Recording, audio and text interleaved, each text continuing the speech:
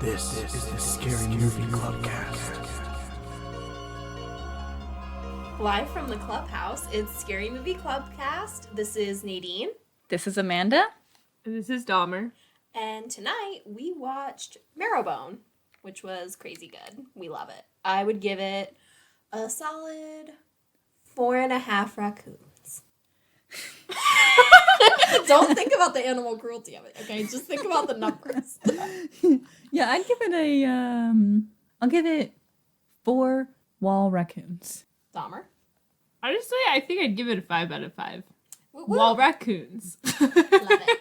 Alrighty. All right. So today, guys, when this recording comes out, it's Amanda's birthday. Happy birthday, Amanda. Oh, thank you. And so, because of her birthday, which you guys have probably already noticed, we're missing our sweet little baby angels, Mackenzie and Megan. They had lots of work to do. So it's just the 3 of us. Lucky you guys. And what we're going to do in special honor of sweet baby angel Amanda is we are going to give you guys a history of slashers. So what we're going to start out with is basically just like a definition of slashers. Now, I have some definitions that I wrote down. They're garbage. So we created a club definition, but I want to read you guys some of the garbage ones first. Okay, so the first one says, a horror movie, especially one in which victims, typically women or teenagers, are slashed with knives and razors. And the next one says, slasher films adhere to a specific formula. A past wrongful action causes severe trauma that is reinforced by a commemoration or anniversary that reactivates or re-inspires the killer, built around stalk and murder sequences. The films drawn upon... No, okay, that's written wrong. The films draw upon the audience's feelings of catharsis, recreation... Probably says recreation. Or I don't know which This one is makes why more we need to sense there. proofread. Neither one makes that much sense. Either way, the funny part is coming. Okay, that's not the funny part. Okay. And displacement as related to sexual pleasure. That's the funny part. Interesting. And then the last definition is the worst, and had me where I was like, no, okay, we're just creating a definition. Don't look at my notes. Get out of here, Amanda. So the worst definition that they had is from Urban Dictionary. Of And course. it's an insult in a couple of ways. Oh gosh. It says, a horror movie, usually with one central homicidal maniac who usually uses cutlery to systematically slaughter his victims. See also Freddy Krueger, Jason Voorhees, Chucky. Chucky? Chucky You counts- did Chucky instead of Michael Myers, though, as That your is 3? crazy. That That's is an crazy. insult. Have you no decency? Can you classify that as a slasher? It is. It is. It is a Oh, slasher. It is a hard slasher. Yeah, it's a hard slasher, but to list Chucky over Michael is an insult to all of our intelligence. It really is. It's an insult to the history of slashers, Yeah. to be honest. It's just wrong. It's just wrong. And essentially what I found when I was just researching all those definitions is that it's like, it's too much. They're trying to include too much. So Yes. what we have done is we have created a very basic slasher definition. Is the definition just // scream scream? No. Because I think that simplifies it enough. I mean, wow, that is Going for something a little more, very high-minded definition. It's a little different. a little more sophisticated, a No. little less caveman. Oh, Yeah, just okay. a bit. Which what we did basically is we gave it a basic definition that's just like, okay, if you meet just this very limited criteria, then someone could argue that you're a slasher. But we also created a slasher scale, which is based around most of the tropes that you have in all your slasher movies. And so each thing that you meet on the slasher scale makes you a little more of a slasher.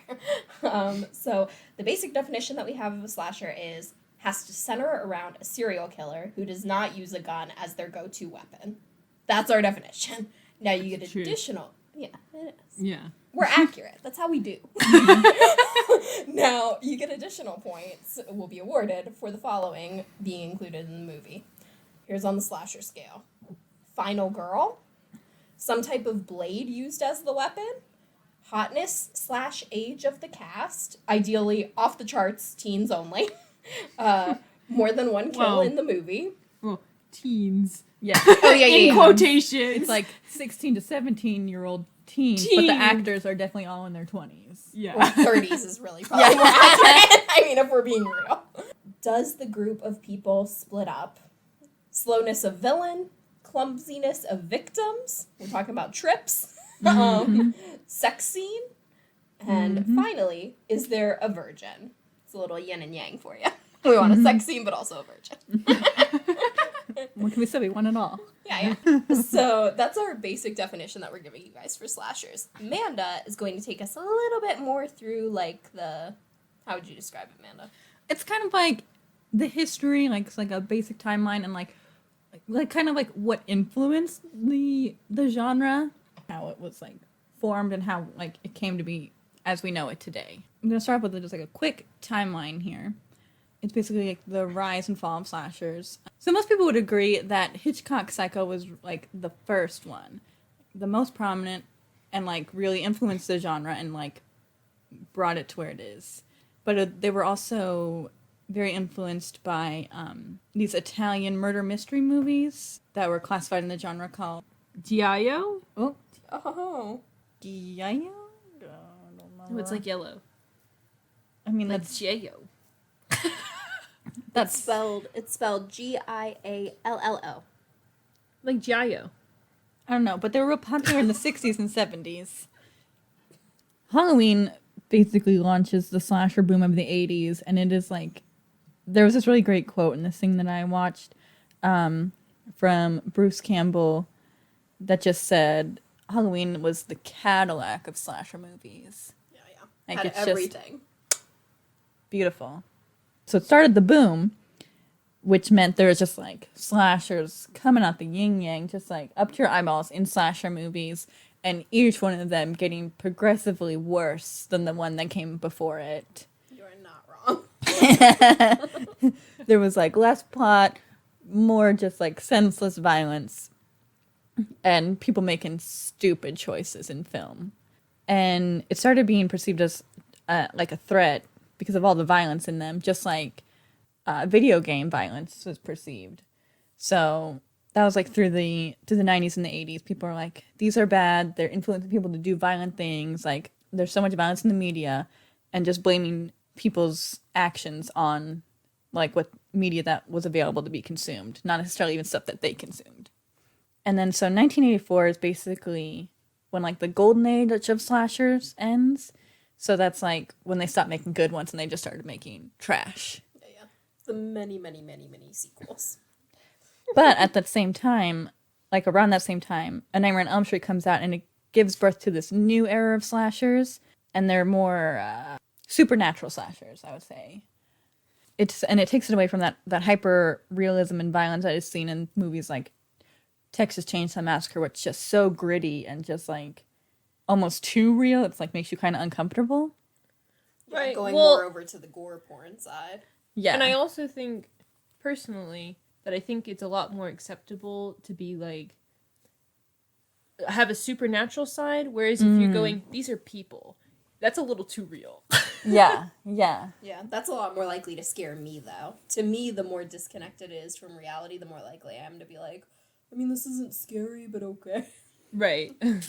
But then there was like a million Nightmare on Elm Streets and Child's Play movies and just things like that, and it, just like everything else, it got overdone. Yeah, Jason Takes Manhattan. Like he do. We took it way too far that time. That's the natural progression of things, you know? You start with teenagers, he goes to New York. I mean, what else are you gonna do? If you can make it there, you can make it anywhere. Right. So then we're back at we get Scream, and it like in the 90s, and it brings it all back. People are like, yes, I love this because it looks at slashers, and it is a slasher, but it makes fun of itself. Like it points like throughout the entire movie, you've got characters pointing out horror movie tropes. And another thing that makes it unique is that it all the slasher movies previous to it exist in this world as movies. Yeah, plays on your nostalgia vibes. So I'm really interested to see, because I feel like we're on this new era where like slasher and horror are just being taken more seriously, and we can get like deeper, more interesting horror movies. I really like this thing that Quentin Tarantino said. My love. It's not like a direct quote or anything. It's just like my summed up version of it. But he said that horror is cinema first, which is like the idea that it's like it's more about like the camera and like the visuals and seeing things than it is about like the dialogue or story or anything. So it's cinema first, and it's what is expected and accepted in the horror genre more than any other genre. And that was taught to audiences by Hitchcock and accepting that the camera tells more of the story. And I said that like Psycho is like the Citizen Kane of horror movies. Yeah, I would definitely agree with that. One of the ones that came up next was Texas Chainsaw Massacre 1974. It's very like influential, and like a lot of horror movies, like I think it's very interesting that a lot of horror movies, especially slashers, are influenced by the serial killer Ed Gein. He's the inspiration for Leatherface. He's the inspiration for Buffalo Bill. The inspiration for Norman Bates. Like, it's just crazy. And then Halloween comes out in 1978, and that's when the golden age like really begins. And something that I love is that it stars like Jamie Lee Curtis. She's our like Scream Queen, final girl of that movie. And Janet Leigh, her mother, was the woman who dies in the beginning of Psycho. Yeah, Wow. I had that. In that scene, the Right. she's the one getting stabbed. Yeah, there are a Oh. lot of like homages to Psycho in Halloween. Yeah, it's amazing. It's genetic. And I really just love Jamie Lee Curtis because she understands like that that's like part of her identity. Like Laurie Strode, the Scream Queen of Halloween, like she leans into being a Scream Queen so hard, and I love that about her. Like she's in the new Halloween movie. She's been in a ton of the Halloween movies, and there's so many of them. And she was also in the show Scream Queens. She even said in this thing that I watched, she joked about in like it was like one of the most morbid jokes I've ever heard in like an interview situation. But she was like, just like on my mother's obituary, it said Janet Leigh, star of Psycho or something. She's like, when I die, it's gonna be Jamie Lee Curtis, star of the Halloween movie, like of Halloween. Like, Star that's of what- Halloween every single October 31st. I was there. But Watch your kids. yeah, so she gets it, man.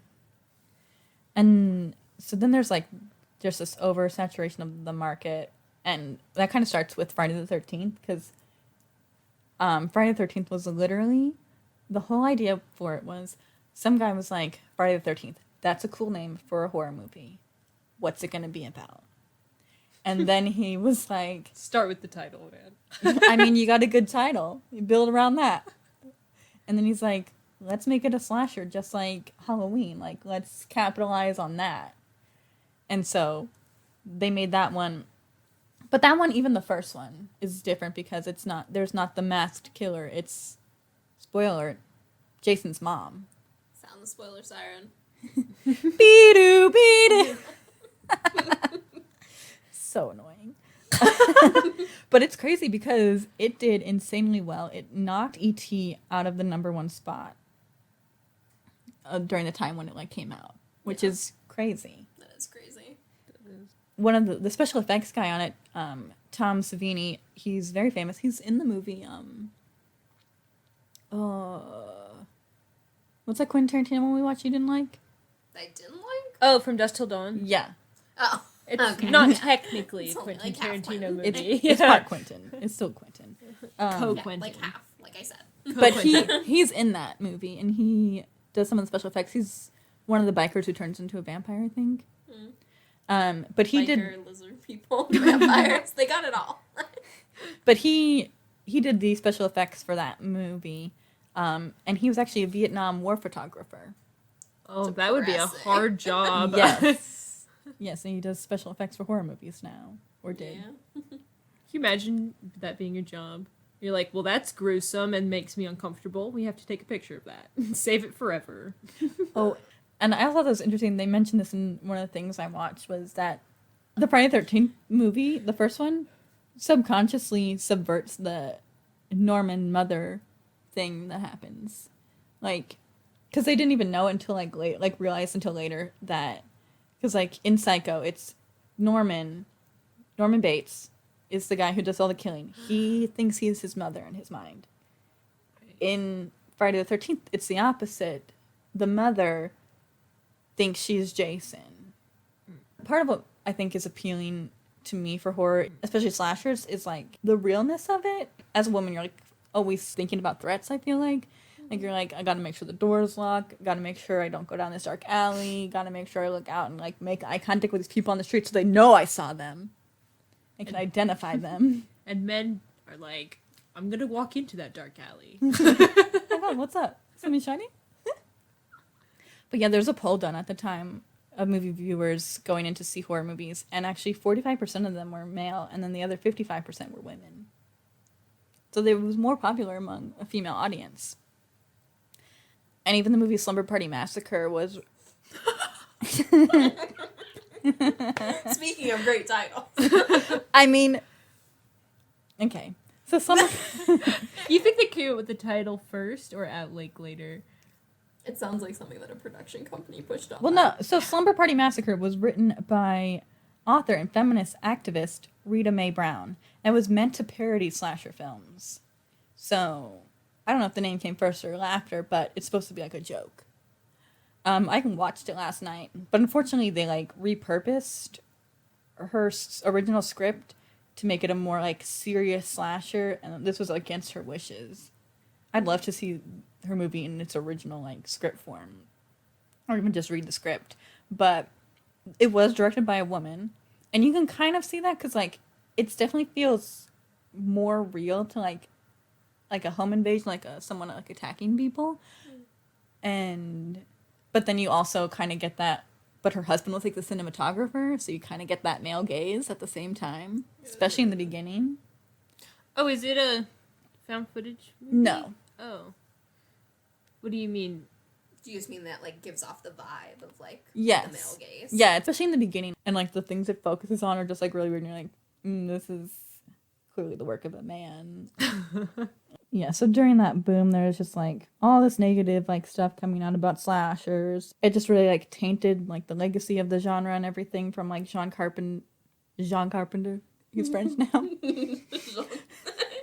John Carpenter's Halloween and like Hitchcock's Psycho. It just really painted it and made it seem like so cheap when it had such good roots. And I really like this quote from the horror director Eli Roth that said, when a critic would see these movies or like watch them to like review them, they would like the blood would stain the eyes of the critics to the point that that's all they see, and then they think that a good review of the movie would be condoning the actions that take place in it. And that's why horror, especially the slasher genre, have lower reviews than most movies, and probably why they don't get as much respect in the film world. I definitely feel that, because like sometimes I'm watching movies and I'm like Marrowbone has low reviews, but it was very good to me. Those people are wrong. Yeah, I feel like, we definitely watch movies where it's like really low reviews and we're like, why though? Mm-hmm. Sometimes they review movies really well and they're like not great, that I don't like. Yeah. them. But I think it's just how weird and out there it is. And so there were things like, also during that time, there were things like the Reagan assassination and the assassination of John Lennon that really brought like a crackdown on violence in the media, like I talked about earlier. And one of the things that suffered from this was the movie My Bloody Valentine, the original. And some of the actors are so Canadian, it hurts me. Why would that hurt you? Because it's like they're supposed to be American, and like their Canadian accents are They're all so going, thick. Oh, they should have just made it set in Canada. Oh, They sorry. should have, yeah. Poor Canada gets no credit for all the slashers that it did. Yeah. It deserves way more credit. So like another thing, like, so that My Bloody Valentine really suffered from this because when it came out, that's when they were cracking down, and it got like edited to death to get it down to an R rating. Oh, Yeah, sad. it almost had an X rating when it came out, or like I guess would be an NC-17 today, because we don't do regular films don't use X ratings. But yeah, so it really suffered from that, and I've watched the original one. I don't really know how rated R it is to me, but I mean, different time. yeah, again, In Psycho, it was a huge deal that they had the toilet flushing. Like, you know? Yeah. Scandal. Different times. And then so we're hit with these supernatural ones like Nightmare on Elm Street. These more supernatural ones take the slasher to like a more absurd level. Like the way people die and the things that happens in them. Like Freddy is famous for his one-liners. But previous to that, the killers in slasher movies don't like have any speaking lines. You know, Freddy's full of snark. Yeah. And it's the same with Chucky and Child's Play, like just jabbering on and on and on. Yeah, he does. That's like 1984, 1988 is when that's happening. And then after that, we've got 1981 hits us with Silence of the Lambs. And you think of that movie, I don't even necessarily think horror most of the time, at least not before we started like watching horror movies together. Like I just think of it as like a really good movie. Like It's like a thriller. yeah, but it is considered a horror Psychological. movie, and it does fall in the lines of like the slasher parameters. Again, it's so tricky because some of them like fall in the lines, but it's like you just don't feel like it is. Yeah. Right. And I think that just goes back to how like the 80s boom like taints the slasher, so you don't think something so sophisticated, something that wins 5 Oscars, goes under that like slasher umbrella. Yeah. Okay, so then in 1992 we have Candyman. So Candyman kind of shows how horror stems from trauma. And then we hit Scream. We get all meta with things. We have a fun time. We crack some jokes. We got a clumsy killer who's tripping all over himself.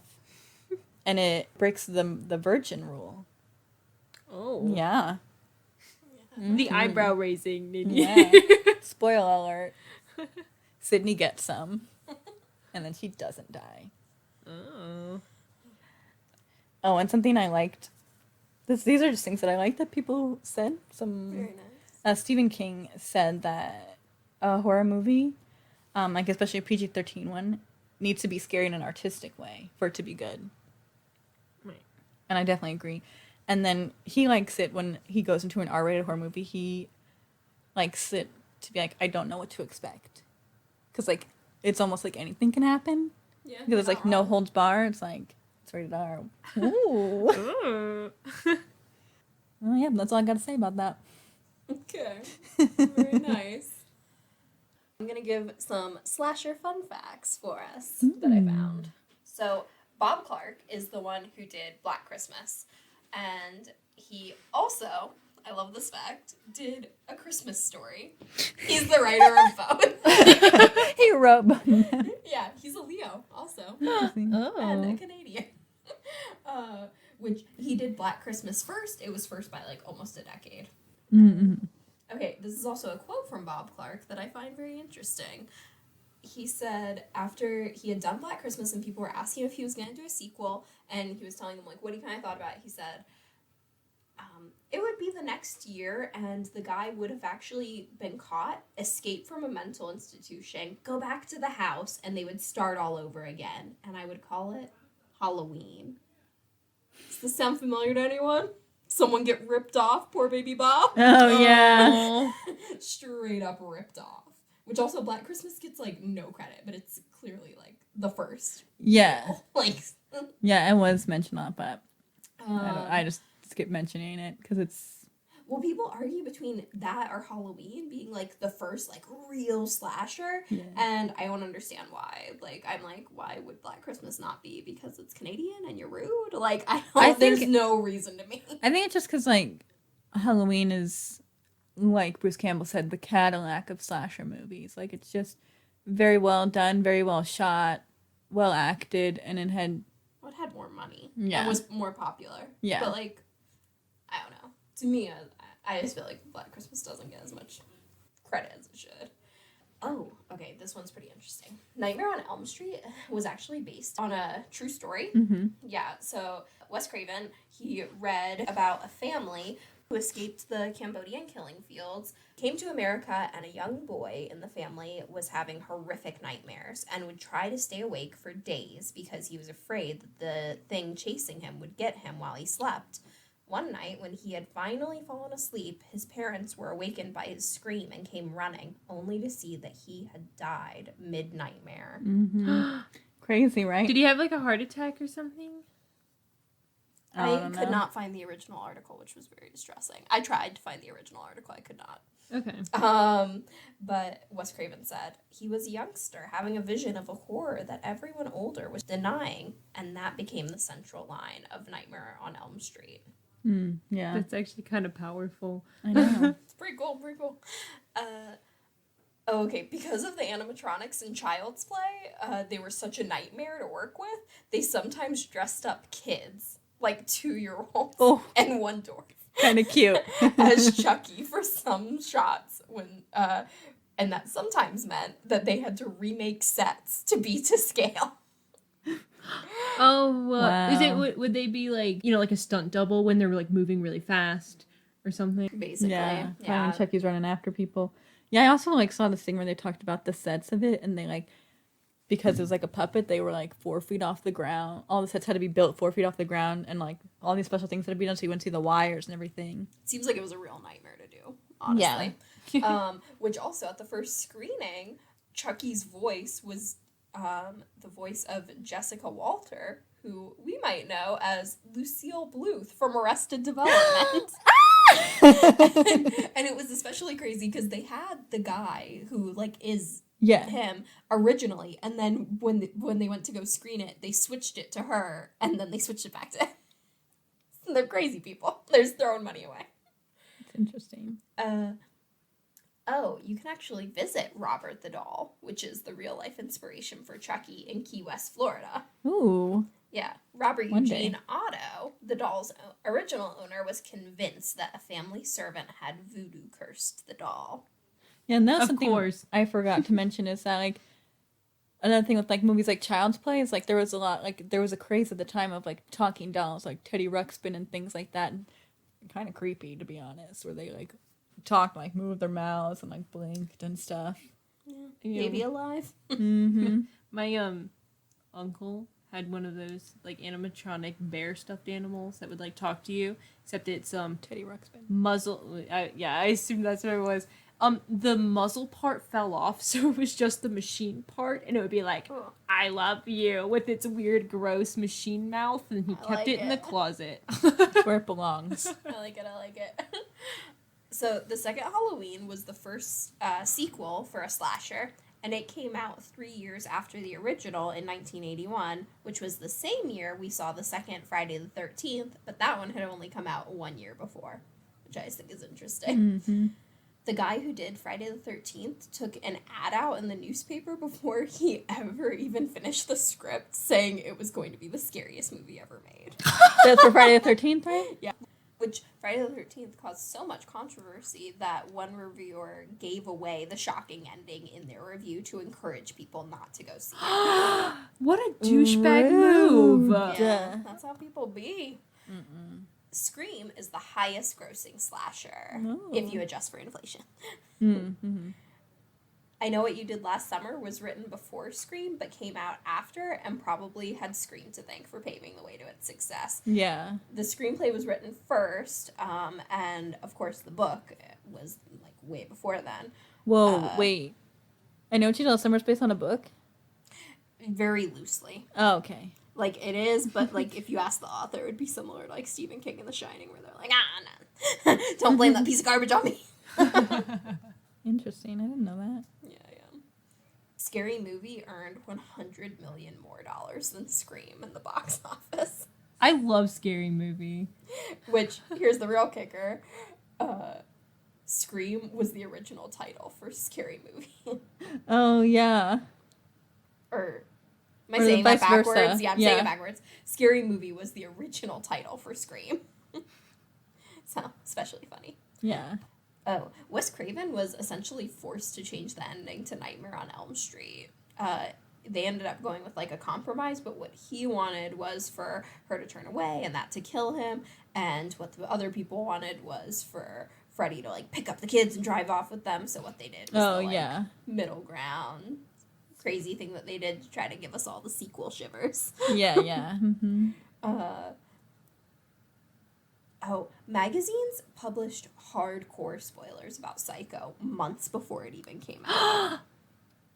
Because Why? Because they're jerks. People Was are it gosh. was it to try to turn people away again? I think mostly, yeah. And then, like, I mean, Hitchcock had tried really hard to, like, keep the project under wraps as best as he could, but when people found out, it was, like, a big story. People are the worst. Yeah, they're rude. Oh. Drew Barrymore backed out of the lead role in Scream 5 weeks before production started. Is that why they kill her in the first 5 minutes? Well, that was her idea. Oh. But they tried to replace her with Alicia Witt, Brittany Murphy, and Reese Witherspoon before they finally got Nev Campbell? Nev Campbell. Which, she was great, so it all worked out. But I was just like, man, what a rude move. Yeah. Yeah, slashers. I mean, They'd I be guess crazy. at least she was like, well, I'll be in the first, like, beginning part. Yeah. So that's something. Yeah. It was more so, like, she literally had the idea to be like, why don't we basically trick them? Where it's like, they come thinking that it's going to be me, and little do they know, I'm nixed in the first 5 minutes. So, like, that was genuinely her idea. Get going the in. psycho idea going. Yeah. She was a smarty pie. Alright, so now that we've covered most of what we have about slashers, we kind of want to just go through and, like, each say our own favorite slasher from the genre. It's a real struggle. It is. I didn't think about this enough beforehand. Just go gut instinct. I can say mine first. Mine is, which, guys, I gotta disclaim this. I'm not a big slasher fan, is the real truth. It just doesn't get me. I'm fine with it, but it's not that, like, I don't connect to it as much as I do to others.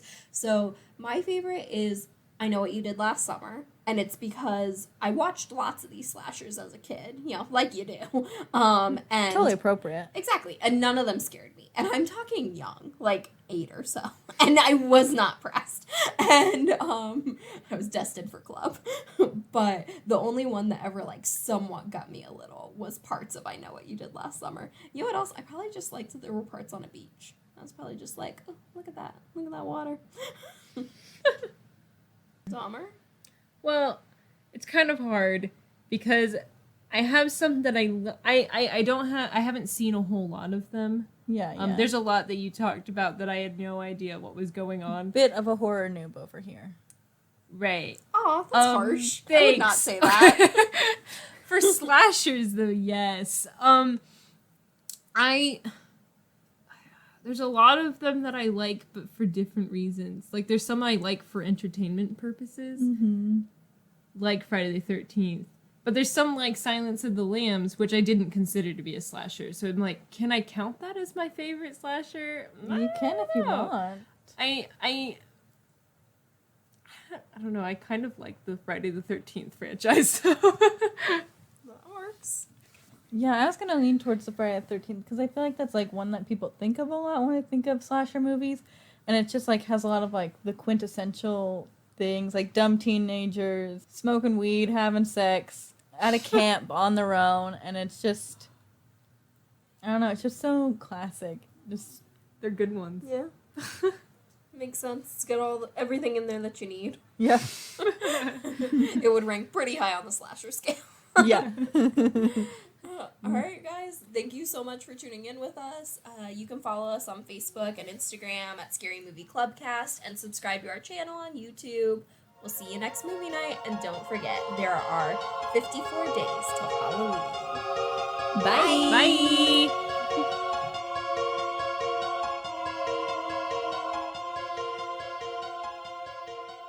I don't know. I'm kidding. I'm sorry. I blanked. I can't go start over. No, but we can keep going from here. You can take a minute and think. Are we doing wall raccoons? Is that our theme? Raccoons that live in the wall. How many? Okay, but then you guys said different Andy, you gotta things. simmer down again. It's bad on the recording sometimes. And it's too much, and it can't already begin. Slasher. Do you want to start that over? The next one part? Sure, I guess. But I mean, we're not going to cut out our laughing. I guess not. I mean, we're going to cut this part now. So I guess I'm starting over either way. No You can't already be like this. I haven't even eaten dinner yet. Someone's trying to get some birthday girl attitude. Her birthday's actually months away. We're recording this. All right. Said Can't wait.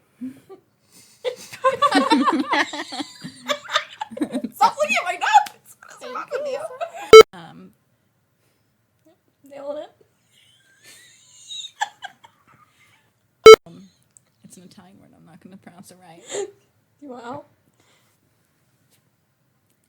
No. Exactly. We will spell it for you. Yeah. I'm so glad that we all get to sit so close. That makes me so happy. So good. So Halloween. This is business time. You guys missed it, but Dahmer just put her face like right up to Amanda's. Like inches away. So Halloween. Oh gosh. I just was like thinking about how much we've struggled. I feel like we should just start over at this point. Like I don't even know.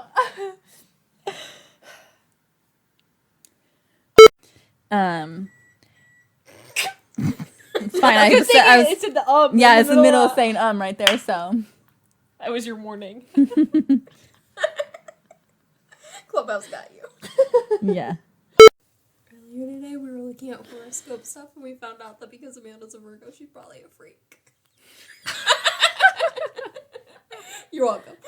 Look, she's not denying it though, so